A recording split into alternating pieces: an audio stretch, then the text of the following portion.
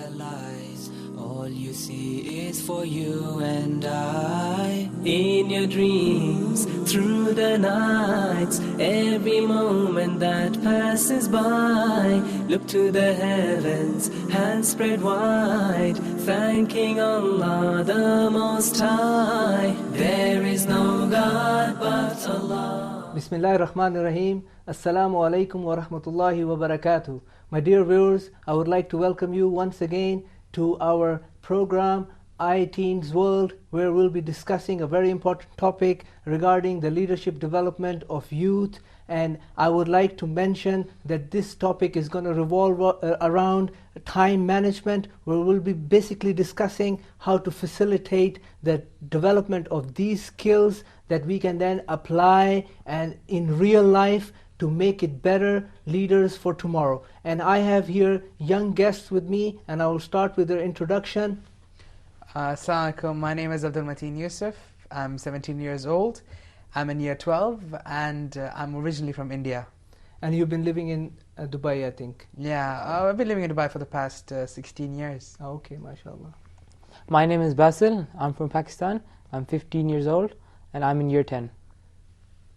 I'm Ibrahim Khan. I'm in year 9 and I've been living in Sharjah for the past 15 years. MashaAllah. Okay, I would like to start with this topic, and I think it's one of the most important topics when we really understand the value of time by just looking at how Allah subhanahu wa ta'ala in Surah Al-Asr talks about the time, and the importance of it is in the day-to-day life. And we have to really look at the tafsir of the surah to understand the value of time management. And this is why we are here going to discuss the issues that we face at the moment, where we find that there is no barakah in time. And if you really look back, I think when we look back, and we were discussing in our previous episodes when we talk about acquiring knowledge, how there was so much books that was written by scholars in very little time. When it comes to today's time, when we calculate that how can they do all of this, and subhanallah, it was the barakah of time. And I can give you from real life examples, but I want to hear from you, what do you think is time management in today's perspective?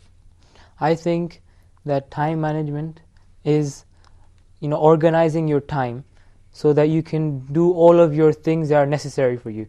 Because we as Muslims, and especially as youth, in the Muslim youth, we have a lot of tasks that we have to do. We have stuff from school, we have stuff from you have to gain some Islamic knowledge, we have give time to our family, and give time to siblings, parents, all of it. So how do you prioritize? You prioritize according to how much time you think.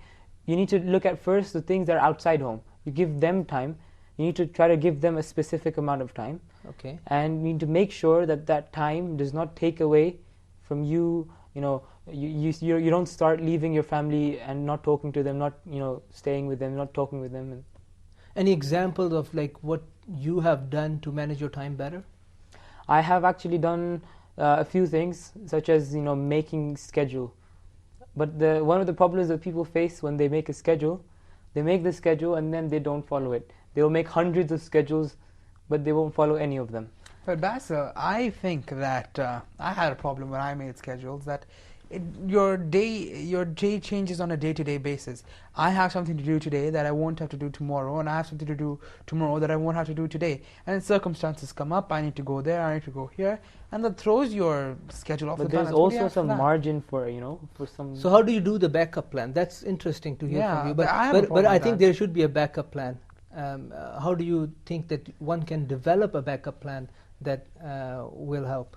But mainly one thing what we need to do is ask Allah for the barakah in the time to come more. Mashallah, because without the barakah and with management, there's no use of management. There's no use of management. Yeah. We'll run out of time. True. I will give you an example. I once did a youth leadership program. In this program, there was one brother who did the whole year plan.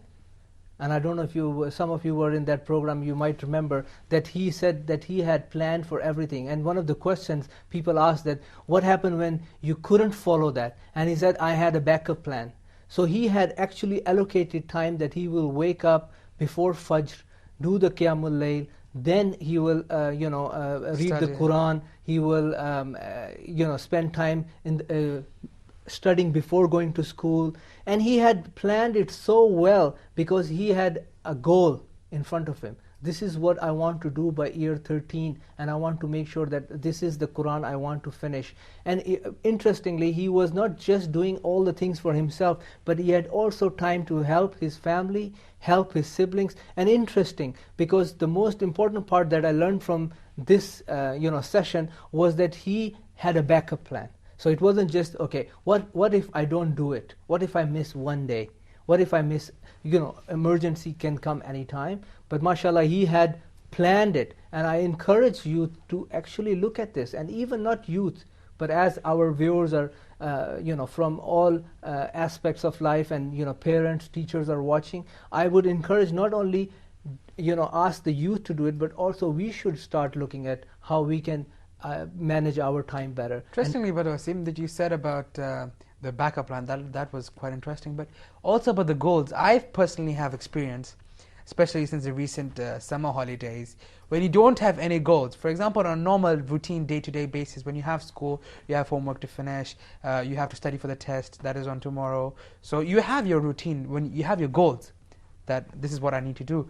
But on summer holidays, when you have no goals, you just simply waste your time, day in and day out, on the computer, on the TV, on your you iPhone. procrastinate. So I think the goal is important. Every Muslim has a goal in life, which he Should has have to a goal, yeah. No, he has one, and he has to follow it up to the very end. The goal is getting Allah's pleasure and going to Jannah. That's it. Yeah. This is whatever we do it for the sake of Allah. And especially when Allah talks about time, it's a big emphasis on time. And I think that sometimes we lack that ability to look at the importance of time. And youth, your age is it can be one of the most productive and happiest times of your life for most of the people, because you have that time to do things, you have that energy, the drive to make a change, make a difference in not only your lives but other people's lives. You can do wonders with the time that you have. You can acquire knowledge at a pace that perhaps sometimes it can be difficult. But keeping in mind that, of course, all the knowledge and development and everything come from Allah subhanahu wa ta'ala, and He is the one who guides the hearts into the right direction. But looking at this, I think we need to make dua that Allah puts the barakah in the time, so we can do the things. And there's one more thing, that for barakah, that a lot of the ulama say that people that pray Qiyamul Layl regularly, they have barakah in their time more than other people. Subhanallah.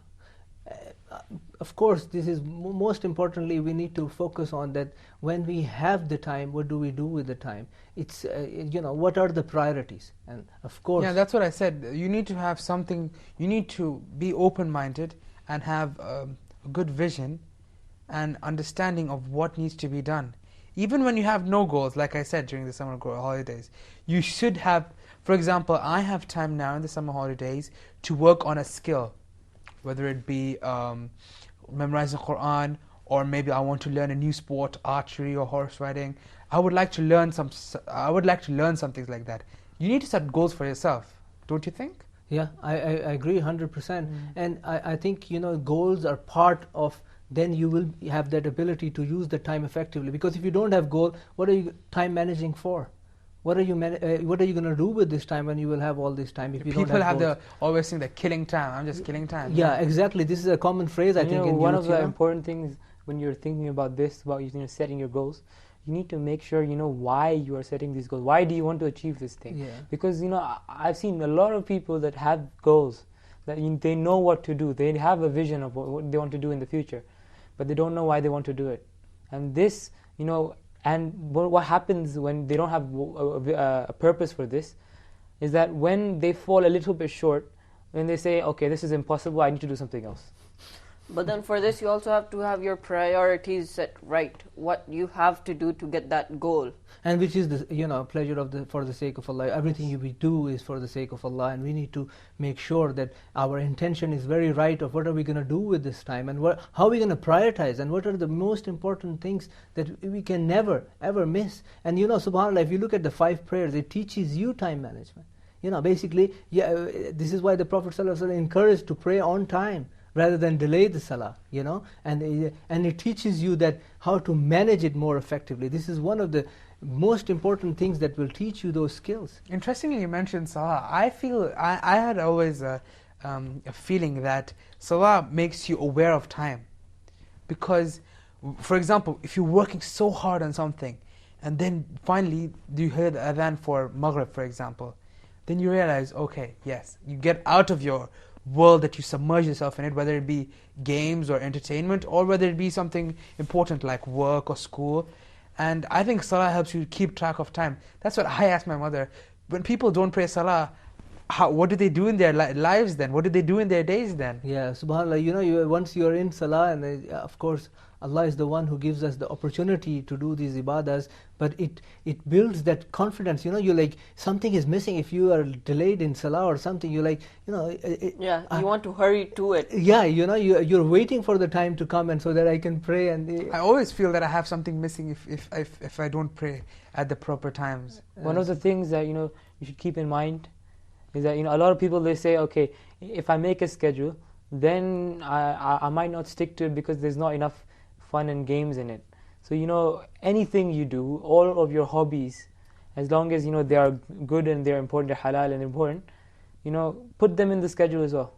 Mm-hmm. That will help you. They'll keep you motivated more. Mm-hmm. So you need to supplement activities, because it's not being just into one thing, and you study become only, and you go extreme into one direction, and that's it. All your priorities is study, and you become a geek, and you're looking at the world from one angle. I think as youth, you need to be active. You need to have those activities that will build that capacity.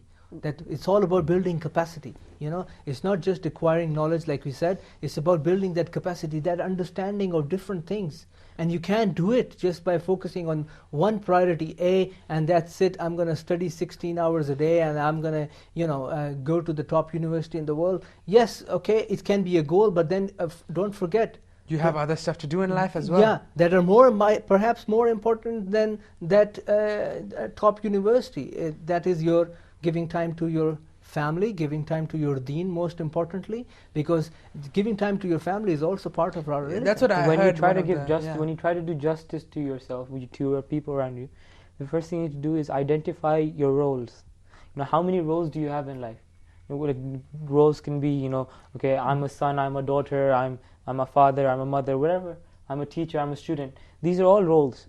You need to prioritize, in the sense that which one does Islam say that I have to do it. Like your mother, the most important thing. You need to have that time to spend with her, to listen to her, to talk to her. So inshallah, we will be continuing this topic. We will be taking a short break, and we will be back soon. Assalamu alaikum wa rahmatullahi wa barakatuh.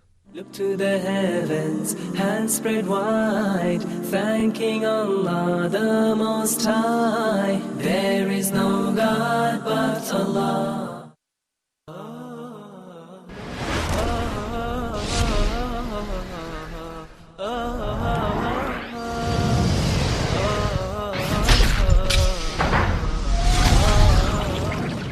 We can't just take knowledge and keep it as information. We have to transfer it into action.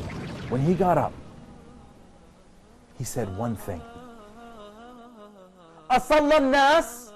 Did the people pray? In Hajj, for example, the primary example of how multiculturalism really looks like. All equal. I've got a dentist in Canada.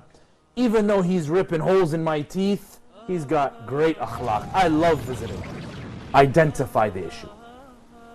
Analyze it. Challenge it. And then try again.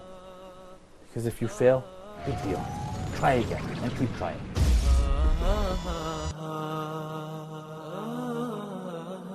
Ah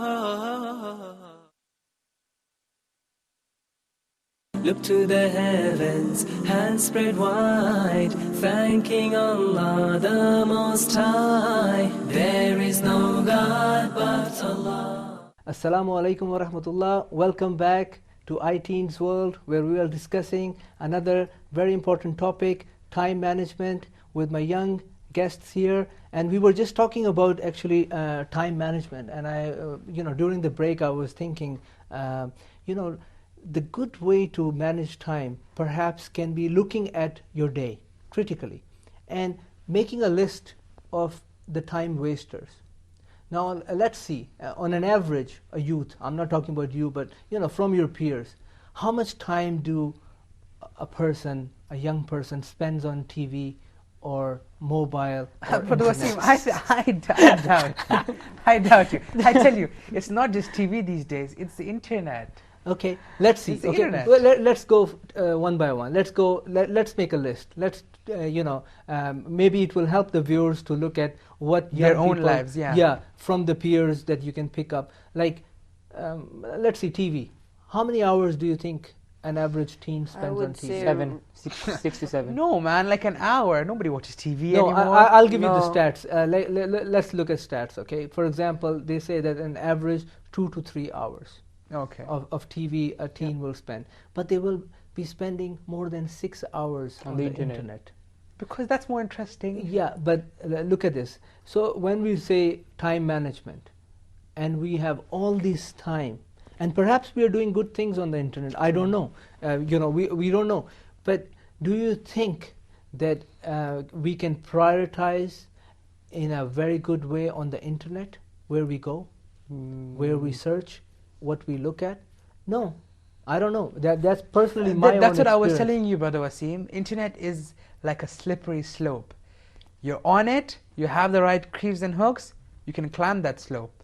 But if you're not on it, you just slip and fall into the valley. That's what I was discussing just before the break. Yeah. That salah is something that helps you get out of the slope and realize what you're doing and what time it is. Yeah, in my last leadership program, I asked, I think some of you guys were there, that how do you leave that video game and go for the salah? And I had a beautiful answer. And he said, I will quickly go and make wudu. Because that way I am more prepared to leave these things, these thoughts, to get prepared more. Because otherwise you will be in the salah, but you will be thinking Xbox 360, that game. But then, Brother Wasim, again, it comes back to peer pressure. If you tell your friends, no, I want to go pray, it doesn't look cool, Yeah, but how do you handle it? This is the most important thing. I mean, you need to prioritize your time. People should know that this is the time for salah, and we have to take priority. And you need to show that the time that you use in salah is not actually being wasted. Yes. It's actually helping you do your tasks more efficiently. Yeah. When Allah, people see this, they will be... Allah says in the Quran that He is actually doing like a trade with us, because every thing that we do, every good thing that we do, we get 10 hasanat. It's like we do one thing good and we get 10 things out of it. 10 good deeds. And then that makes your day better as well, yeah. And this is like, the best, this is called the best investment. There's a saying that people that volunteer for Islamic, events and other stuff, you should call them investors and not volunteers, because they are investing their time in Allah's way, and then Allah will reward them multiple times that. And this is what one of the scholars said, the time is the true wealth. When we talk about wealth, it's not money, because money may stay in the banks and may be for the next generation, not even for you. And you're thinking you're collecting all this money, and at the end it's of no use. And you spend so much time into earning that money from all sources. That's why time is the most valuable thing that we can ever have. Yeah. Death comes with time, you can't recover it. If you lose time, you can't recover it. Yeah. You lose one of your limbs.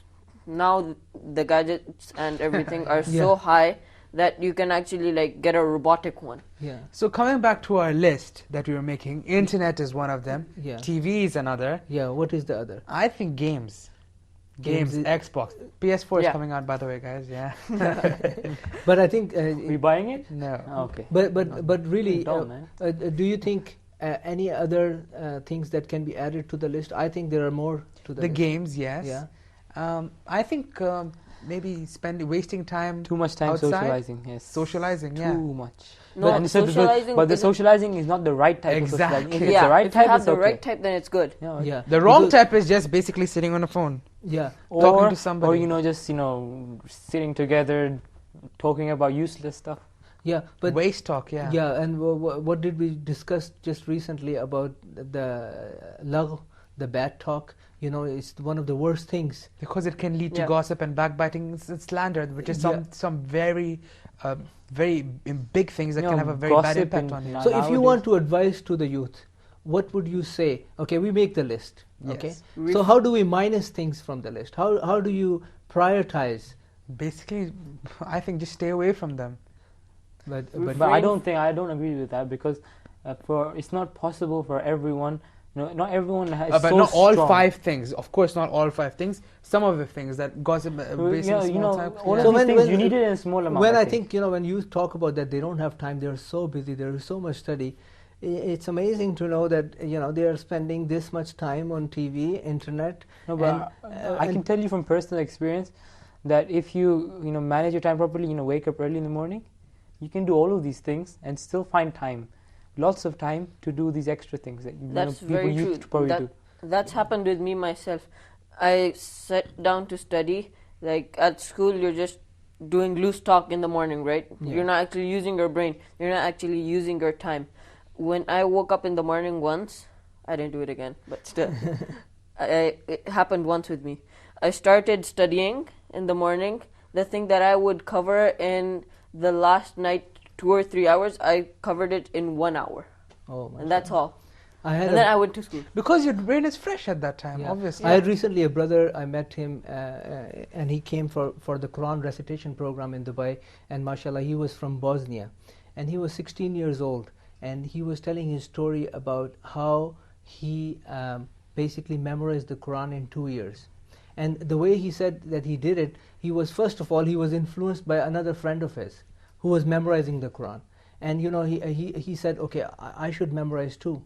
But it was amazing, sometimes we take a break from school and we go and we memorize the Quran and then we come back and then we start again. This brother was telling all the children, because we were all sitting together, and he was saying that he actually did the time management, and he said it's so easy. He said, don't think I'm a geek. I do very well in school. And by the way, he was from Bosnia, but he was speaking very good Arabic, and he also spoke very good English. So he learned the languages, because usually it's the Bosnian language that is spoken in Bosnia. But he not only the languages he acquired, but also he said he was a normal kid. He went to school, he memorized the Quran, and he said he hang out with his friends. And it's amazing to see that actually, and what he was saying the reason was because our parents are taking care of us, and we don't have to So really that's a work. parent's responsibility. Yeah, and they are giving us the opportunity. We should take this opportunity and do something. But beautifully, he said it at the end. He said it was all because it was the intention, and Allah Subhanahu wa Taala is the one who guides people, and He had guided me. And from nowhere he started memorizing the Quran, and mashallah, his father at age 30 also to be a role model to his child, starting memorizing the Quran as well. But Wasim, a lot of people give, whenever you talk about memorizing in the early hours, as Basil said. I had a problem with it first, because if you tell me to get up for Fajr, I get up, I pray, I am so tired, I go back to sleep. But then I found out that my peak time is before Fajr, right before Fajr. So now I get up, for example, if Fajr is 4:45, I get up at 4 and try to do my work. And then, if obviously on a weekend, because on weekdays you have to go to school, but on weekends, I feel that the time before Fajr and that 1 hour until Shuruq, that is the time I'm quite active. So I think that people who say, no, I feel too tired, is just an excuse. And especially because when you wake up early, you can also catch a lot of sunnahs that you are missing normally. Example, the Yeah, adhkar. Like for example, the praying in the last third of the night, and also the Qiyamul Layl, which is the same thing. But also, you'll get more time because you'll be awake before Fajr, and you will not wake up just at the time of Fajr. You will get the Sunnah of Fajr on time, not after Fajr. And you can go to the masjid and you can prepare yourself as well. But then see that Islam falls right in place to our daily lives. If we set our lives according to the Quran and the Sunnah and Islam, then it's going to be the best life we can ever have. That's what You see the Sahaba, they used to do so much and they used to have time and they used to meet each other. And they used to go on jihad, they used to do everything well. Yeah. Now us, we're just too lazy to do it. Yeah, that's because the same I think thing it's I said laziness before. and Yeah. procrastination, and Yeah. it's not just in youth. I think Yeah, that's overall. what they're living Islam. Islam, a way of life, not a religion. Yes. It's a way of life. No, because we are living, we're being, a bit pampered. We're being pampered in all of our things, so we don't understand. But perhaps the in value of this time. region, yes, we are well-to-do families. But in other region, you might see that the youth are actually working at a very young age. They have to support their families. I mean, one of the another story from the Quran recitation program was a brother who memorized the Quran, and he had to go to another country. He traveled to another country because his own country he didn't get that madrasa to and he said he had dedicated enough time to go there and make sure that he will do it in a shorter period of time than the regular guys, because he had to come back and help his family, because he cannot afford to just stay there in the madrasa. And he said, I want to give that example of how they used to do it, because it's beautiful how they wake up early in the morning and how they used to clean the masjid first before they even start, and you have to do it really early. So you have a time period in which you are going to do all the chores, and then you have to study, and then you take a break, and then you reflect on what you have learned today. SubhanAllah, it was just not about memorization. So the complete cycle. He said there was so much barakah that they used to have enough time to actually play soccer and do other things rather than just studying, which they used to. I think doing things at the right time is important. Because, for example, in the morning you get up and you just waste your time drinking coffee and sitting reading the newspaper. That time your brain is really fresh. You don't need to read a newspaper to learn about some horrible disasters that happen in the world. You can read. You can do some productive work about reading the Quran or your studies. You can leave the newspaper for later on in the morning or in the afternoon. Can I just say one final saying? This is a very good saying because it shows the balance. All work and no play makes Jack a dull boy. Makes Ahmed a dull boy, man. I really want to thank you. It was really interesting discussion once again. It was a pleasure having you guys here, and really I think the viewers, they must also take some learning outcomes from this program. And inshallah, this episode was focused on time management, and inshallah we'll be discussing more topics on iTeens World, so don't miss it, and inshallah we'll see you again. Thank you again, and I also thank you viewers for watching us. Assalamu alaikum wa rahmatullahi wa barakatuh. All you see is for you and I. In your dreams, through the nights, every moment that passes by, look to the heavens, hands spread wide, thanking Allah the Most High. There is no God but Allah, Muhammad is His messenger. Look to the heavens, hands spread wide, thanking Allah the Most High. There is no God but Allah, Muhammad is His messenger. There is no God but Allah, Muhammad is His messenger.